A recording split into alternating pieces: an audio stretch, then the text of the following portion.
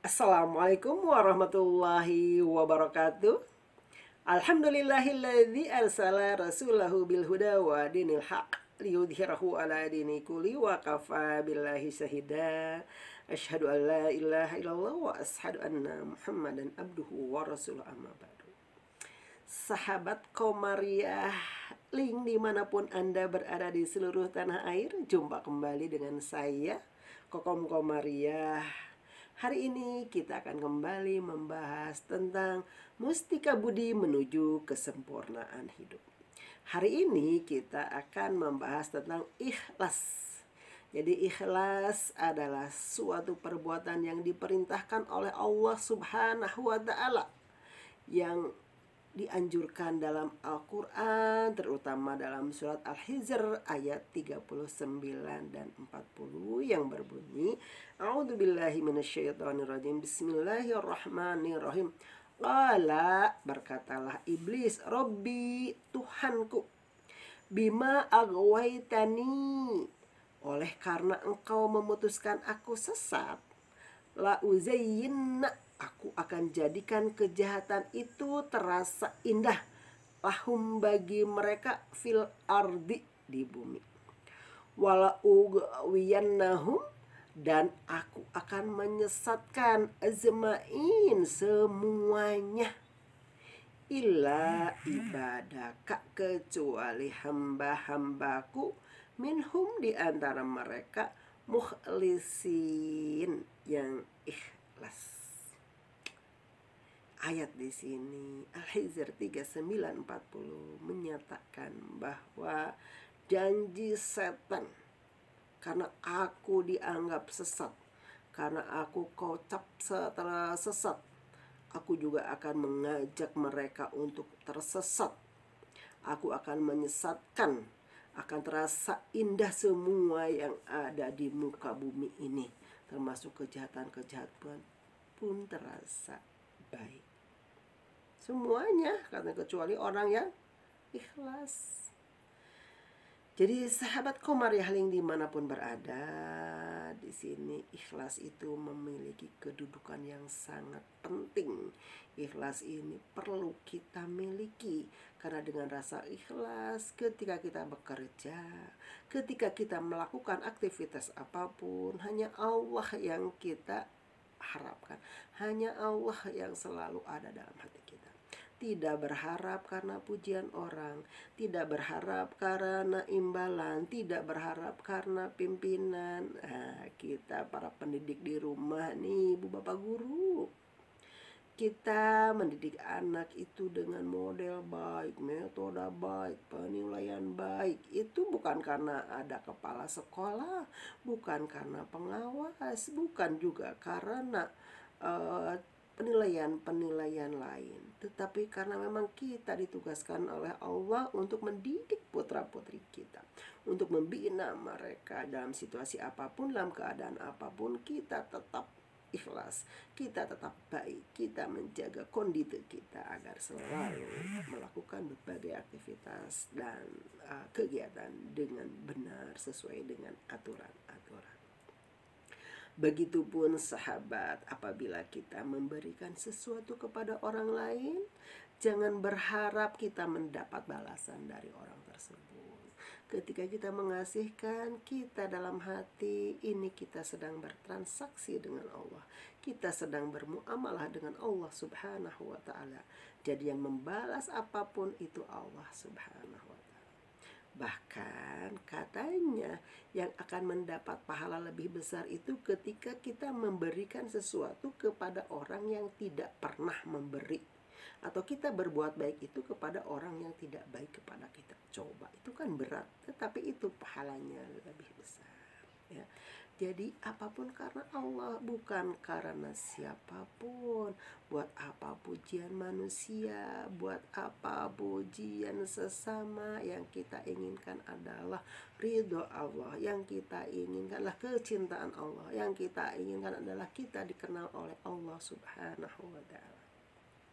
Sebagaimana dalam sebuah kisah diceritakan ketika pertempuran di lembah Yarmuk terjadi antara muslimin dan eh, kaum Nasrani, yaitu dari bangsa Rum, maka pertempuran itu dengan hebatnya terjadi dengan kekuatan yang sama-sama kuat dan posisi yang seimbang. Waktu itu pemimpinnya adalah sahabat Khalid bin Walid radhiyallahu anhu. Khalid bin Walid memimpin dengan begitu semangatnya, dengan begitu antusias. Dia turun ke medan perang, menyabatkan pedangnya, berlari kudanya. Sampai-sampai Khalid bin Walid ini dijuluki sebagai pedang Allah. Saking luar biasanya semangat dia, luar biasanya kekuatan dia, luar biasanya kemampuan Khalid bin Walid ini. Di tengah berkecamuknya perang terjadi, tiba-tiba datang seorang utusan dari Madinah. Dia menyampaikan surat kepada Khalid bin Walid, "Wahai sahabat, ini ada surat dari Madinah." Begitu dibuka, Khalid bin Walid terkaget, ternyata isinya memberitahukan bahwa Abu Bakar As-Siddiq meninggal dunia, tetapi sudah digantikan oleh Amirul Mukminin Umar bin Khattab. Di samping ada surat pemberitahuan, ada surat berikutnya. Di situ ternyata memberitahukan bahwa kepemimpinan Khalid bin Walid sebagai jenderal petinggi waktu itu diturunkan, diganti oleh Abu Ubaidah bin Zarrah. Menerima surat itu, sikap Khalid bin Walid tetap berseri-seri, tetap dia tersenyum, tidak menyurutkan dia, "Kenapa saya diturunkan?" Tidak. Dia dengan ikhlas menerima dan dia kasihkan surat itu kepada Abu Ubaidah bin Zarrah sebagai pemimpin untuk memimpin peperangan waktu itu. Bagaimana sikap Khalid bin Walid? Dia tidak surut dari perang itu, dia terus berperang, dia maju ke medan laga. Semakin semangat dia berperang, semakin semangat dia maju menerjang musuh, sampai akhirnya alhamdulillah kemenangan pada orang Islam. Setelah selesai peperangan, barulah Khalid bin Walid menyampaikan kepada pasukannya, menginformasikan bahwa Abu Bakar As-Siddiq sudah meninggal dunia dan digantikan oleh Umar bin Khattab. Tercegang semua pasukan. Dia sedih atas meninggalnya Abu Bakar As-Siddiq. Tapi di sisi lain mereka pun berbahagia karena sudah digantikan oleh Umar bin Khattab. Ada berita berikutnya yang lebih mencegangkan mereka. Disampaikanlah oleh Khalid bin Walid bahwa pimpinan kali ini digantikan oleh Abu Ubaidah bin Zarrah. Jadi sejak kemarin itu ketika kita berperang, Abu Ubaidah sudah menjadi pemimpin kita. Orang-orang kaget. Lah, kok kita tidak tahu? Ini memang begitu pimpinan.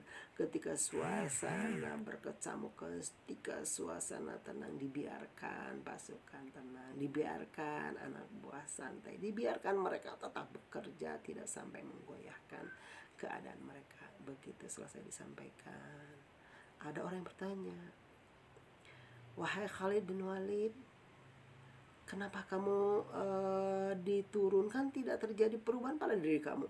Kamu tetap berperang, kamu tetap menumpas musuh, kamu tetap bersemangat, seolah-olah kami itu melihat kamu ada tetap pimpinan kami." Kata Khalid bin Walid dengan tersenyum, dia menyatakan,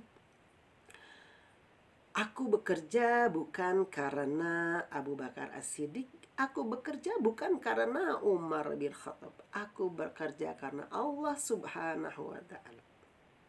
Aku lakukan apapun karena Allah, karena ridhanya, karena ingin dicintainya. Jadi kedudukanku hari ini, kepemimpinanku bukan harapanku, bukan keinginanku. Keinginanku hanyalah satu, Allah Subhanahu wa ta'ala." Sahabat Komariahling dimanapun berada, ini adalah sikap seorang pimpinan yang ikhlas. Dia ikhlas hanya karena Allah semata. dia ketika diturunkan dengan tidak ada konfirmasi kenapa diturunkan, dengan tidak ada cacat yang dia lakukan, tidak ada kesalahan yang dia lakukan, kenapa diturunkan, dia ikhlas diturunkan, ditinggikan. Kulillahumma malikal mulki tu'til mulka, katanya. Semua itu karena memang Allah Subhanahu wa taala berkehendak.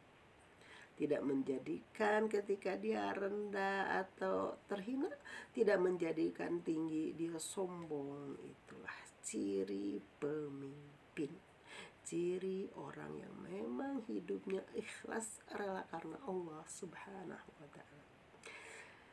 Sahabat Komariah link dimanapun berada, marilah kita tata kembali hati kita, tata kembali diri kita. Kita ikhlas melakukan apapun karena Allah Subhanahu wa ta'ala.